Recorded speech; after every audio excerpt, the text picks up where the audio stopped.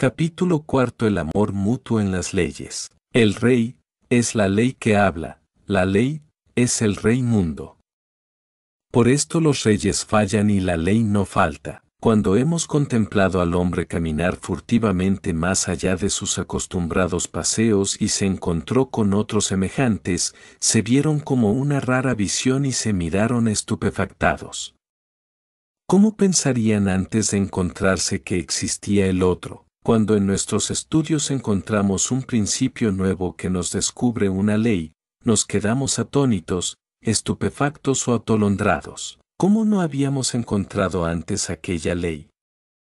La razón es la misma. Estábamos un escalón más abajo y no alcanzábamos a ver lo que había un peldaño más arriba. Descubierta una ley, ¿la aprovecha solo el que la descubre? Ni aun siquiera es consumible, y si por un imposible egoísmo la volviera a ocultar, no se habría descubierto ni sería ley. Ley será una vez que los hombres la hayan comprendido y la apliquen al progreso, y si se oculta, por cualquier razón, será un robo que se hace al pueblo, porque cada hombre no vive por sí solo, sino del producto común de todos. Y más los que suelen descubrir las leyes científicas y los que han de legislar la sociedad civil, la justicia y las cosas de los hombres, porque esos consumen todo lo de todos y aún requieren utensilios, máquinas, aparatos, drogas, minerales, edificios, libros, etcétera, etcétera.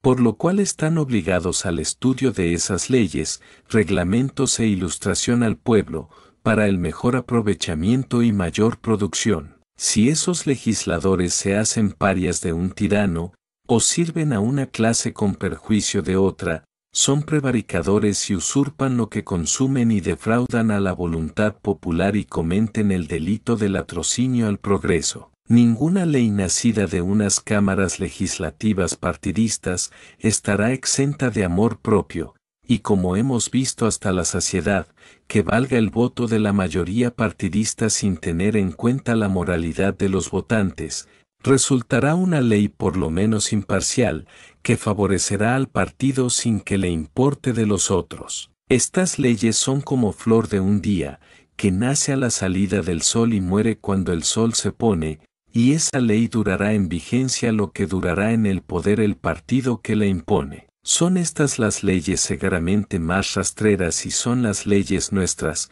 leyes sin espíritu, leyes de letra, que matan el espíritu del progreso, o lo retrasan, porque matarlo no pueden. Esta forma de legislar nos ha llevado a un caos negro y repugnante, porque nada se ve ya claro, leal, ni humano, y la justicia se aleja cada vez más de los tribunales de los hombres, que, si han de servir a la ley, tienen que renunciar a su conciencia y ser sordos a su propio espíritu, si saben que lo tienen, y no parar mientes ni aun al sentido común. ¿Qué no es verdad esto? Vamos a verlo. Senté en la filosofía el caso de una mujer madre que toma un trapo para vestir a su hijo, en casa de su patrona, lo que significa que no lo había sacado de casa, sino que se sirvió de él en la casa donde trabajaba contratada con su hijo. Pues a pesar de todo esto, el juez, sirviendo los artículos de la ley, condena a esa madre a 2 años de penitenciaría. ¿Dónde estaba aquí la conciencia y ciencia del juez? Pero es el caso que, algunos que nos dimos cuenta de la monstruosidad, hemos recurrido a la protesta y la sentencia es anulada, y aquí se pone de manifiesto que la ley es injusta y no es ley, o el que indultó es más que la ley y arbitrario. En este caso no fue arbitrario el que indultó, manifestó solamente que la ley no era ley, sino un grillete del plutócrata, de la venganza partidista, y mejor aún, un instrumento de odio de todos los parásitos contra el pueblo.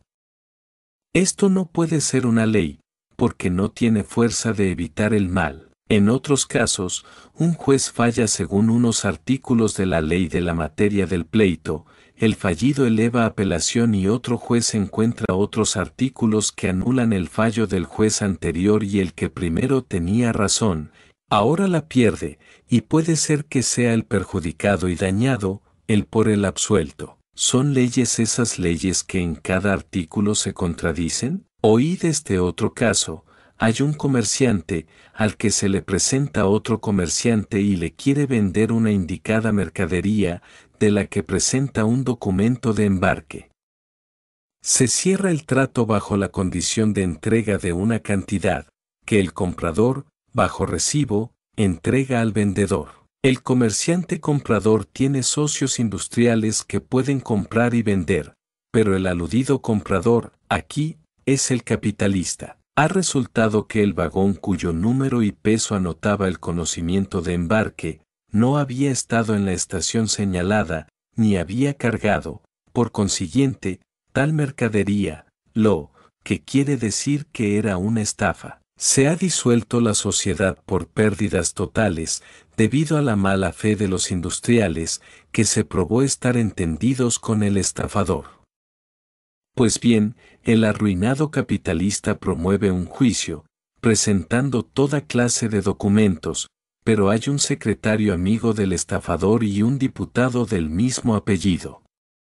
¿Y sabéis lo que resultó? Pues que primero se le amenazó al demandante estafado, diciéndole que tuviera mucho cuidado otra vez de acusar a personas tan honradas. A pesar de la amenaza, se siguió el juicio, hubo informe in voce ante la Cámara de Apelación, pero ni se produjo sentencia, ni detención del estafador, y se han quedado, por culpa de quien sea, los documentos en el tribunal y el dinero, 500 pesos, en el bolsillo del estafador. ¿Quiénes diablos podrán haber dictado las tales leyes, sino unos grandes maestros de la trampa y la delincuencia, elevados, por gracia de la trampa también, a la categoría de legisladores? Comparar entre este juicio y aquel de la sirvienta condenada a 2 años de penitenciaría por un trapo valuado en 20 centavos, y colegir qué leyes se imponen como moral del pueblo. Tuvo razón aquel baturro que cantó: al pobre que roba un pan, le llaman el gran ladrón, y al que roba un capital, le llaman el gran señor. ¿Cómo no se ha de anarquizar el mundo, estando domeñada la humanidad con leyes tan parciales y onerosas, vergüenza de la historia? Cuando hemos hablado de las constituciones o cartas orgánicas de las naciones, hemos reconocido la Constitución argentina como la más liberal, pero también hemos probado que ya no rige, puesto que se han dictado más de 10.000 leyes sobre la Constitución, llegando por esto a deducir que, si la Carta Orgánica llamada Constitución es la que debe dar fe de la existencia de la nación, ésta no existe, desde que la tal Constitución está desmentida por leyes irracionales que muestran al pueblo, parte degenerado, al que defienden, y la otra parte, honrada y trabajadora, sin derechos, sin defensa, amenazada y perseguida. Estas leyes no tienen el amor mutuo y no pueden subsistir por la dignidad de los pueblos, y los pueblos, castigados, amenazados, perseguidos y sin derechos, se ha encargado de quemarlas, único medio de justificación. Estos son los resultados de la moral cristiana y católica, al dominar con la magia negra y roja a los pueblos, por medio de los reyes serviles y malos sirvientes de sus pueblos, por juramentos prestados al jefe de la camarilla, o rey de los reyes y señor de los señores, el pontífice, y que me desmienta la llamada Santa Alianza, moderna y la antigua de las religiones, donde Manuel I, Papa, dijo al concilio: una religión que no tiene en sus manos el poder y la riqueza no tiene vida. Cuando no existen los apóstoles que la mantienen con su fe, y la religión cristiana aún no era católica, sin esos medios, muere de consunción. Si no hacemos los esfuerzos de obtener esos poderes y esos medios, tenemos que declarar que somos unos holgazanes. Si tenéis confianza en mí, nombradme pontífice. Aún no lo había, y después de esto, yo me sé lo que me haré. ¿Sabéis lo que se hizo, superior al emperador Constantino, que estaba presente y juró allí defender la religión, y una vez que hubo jurado, el ya pontífice toma una cruz y le dice, in hoc signum vincis. Con este signo vencerás, y ve y toma a Jerusalén, desterrando al pueblo judío. Lo cual quiere decir en más breves palabras, crucifica a todo el mundo que no esté con nosotros, y al pueblo que esté con nosotros, crucifiquémoslo también, porque teniéndolo crucificado, haremos de él un rebaño. ¿Ha sido o no un rebaño el pueblo? Que lo diga el mismo pueblo, que está quitándose la lana de borrego, para empezar a hacer cualquier cosa y todo, menos borrego y esclavo. Si las leyes estuvieran basadas en el amor mutuo, no tendría la humanidad que avergonzarse ante la historia judicial y civil y no veríamos tantas calamidades en todo el mundo. No habría hospitales de limosna denigrante, ni cárceles, ni manicomios, ni cuarteles militares, ni prostíbulos, ni corrupción, ni inmoralidad, y a esto tiende el pueblo hoy, en su idea, aunque un tanto equivocado, de una comuna sin gobierno y sin ley, que no puede ser y no será. Pero el pueblo anarquizado, una vez que habrá destruido todo lo que fue motivo de esclavitud y latrocinio, no rehusará, la pedirá con amor, nuestra comuna de amor y ley. Entonces toda ley será el alma del amor nuestro y el signo supremo se habrá asentado en el corazón de todos y la paz no podrá ser interrumpida, porque en todo estará la justicia augusta presidiendo los actos de los hombres. Las faltas cometidas por los hombres deberían de ser un gran ejemplo de corrección, si la moral popular fuera eficiente y las leyes estuvieran fundadas sobre el amor mutuo y se cumpliría el gran secreto de la sabiduría, de sacar bien del mal, y tomar del mal el menos, principio nuestro y que nuestra escuela lo hace ley filosófica. Más cuando las faltas de los hombres se juzgan según el valor metálico o personal y posición del individuo, no puede ejercer la justicia su acción, y menos cuando los hombres encargados de administrarla son tan parciales como vemos en todo el mundo. No es extraño, ni raro, que un jugador haga un proyecto de ley del juego, y no porque el proyectante haya dejado de ser jugador, sino porque él sabrá burlar los artículos propuestos y otros caerán en la red que les tiende.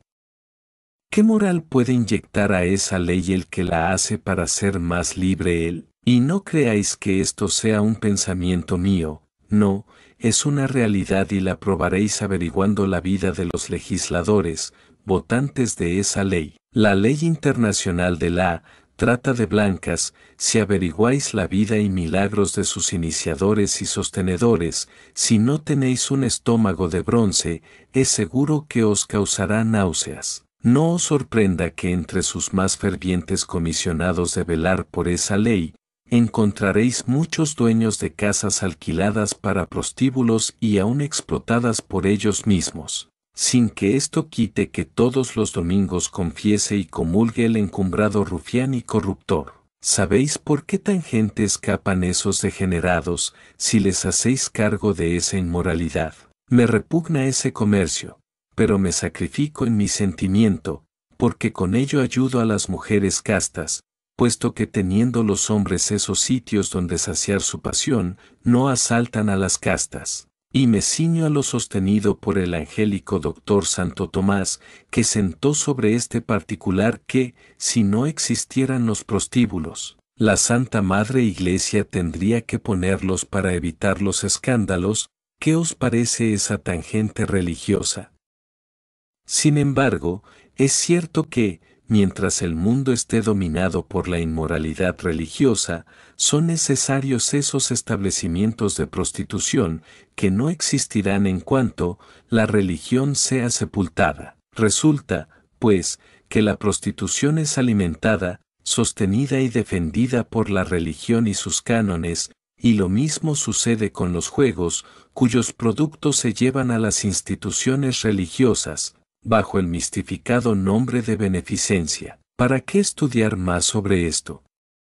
Está suficientemente demostrado que en las actuales leyes no existe el amor mutuo, puesto que si algo le llega al pueblo, le llega como una limosna que lo denigra. Quitaremos la causa y desaparecerá el efecto, porque, a grandes males, radicales remedios. La ley que se basará en el amor mutuo, no puede hacer acepción ni jerarquías de hombre a hombre, ni puede hacer a nadie intangible ni inmune. Y si ha de establecer algún mayor rigor en algún artículo, será para penar a los legisladores y encargados de aplicar la ley, que hoy los inmuniza. El grado de pena está valuado en el grado de progreso, de instrucción, cultura y sabiduría. Cuanto más sabio sea el delincuente, tanto mayor es su responsabilidad, porque delinque a sabiendas y con conocimiento de causa. Por esto, en el régimen comunal que establece esta escuela, en el que todos los hombres han de recibir la misma instrucción, educación y moral, son igualmente responsables en cada categoría profesional, sin que pueda caber la más mínima injusticia, ya que la única moneda de valor es el hombre de todos.